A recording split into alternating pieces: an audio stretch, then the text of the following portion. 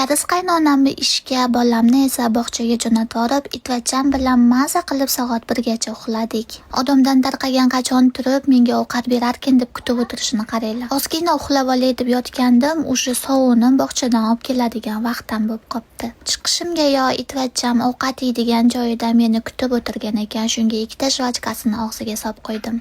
Kariz itlari jvachka chaynashni juda ham yaxshi ko'rishadi, ayniqsa ovqat yegandan keyin. Odamlar odatda turishiga kofe ichsa, men hali betimni ham yuvmasdan laktafit ichaman. Ichimdagi har xil qurt-qumursqalarni ko'chaga chiqib ketishida yordam beradi. Har xil narsalarni yeb mukbang qilishni yaxshi ko'raman, shuning uchun ichimni tozalab yurish uchun laktafitni har kuni ichaman. Bu esa Manyo penkasi yuzni juda ham yaxshi tozalaydi, ayniqsa yog'li yuzlarga mos tushadi. Men faqat shu penkani ishlataman, chunki yuzim juda ham yog'li.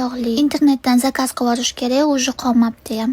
Bugun rosayam erinchoqligim qo'zigani uchun yuzimga o'xotni bitta krem bilan tugatib qo'ydim. Ko'pchilik biladi, Dr. J kremi yuzni juda ham namlantiradi va vitaminlar bilan oziqlantiradi. Shuning uchun bugun har xil o'xot qilmasdan bitta shu kremni surtab oldim. Va albatta dalba spreyi. Bu spreyni har xillari bor, ba'zilari yuzdagi dog'larni yo'qotsa, ba'zilari yuzdagi ugrilarni yo'qotadi. Qaynonam ertalabdan sovuqni kirlarni yuvib ketibdi, shuning uchun taxlab shkafga solib qo'ymasam meni uydan haydab yuboradilar.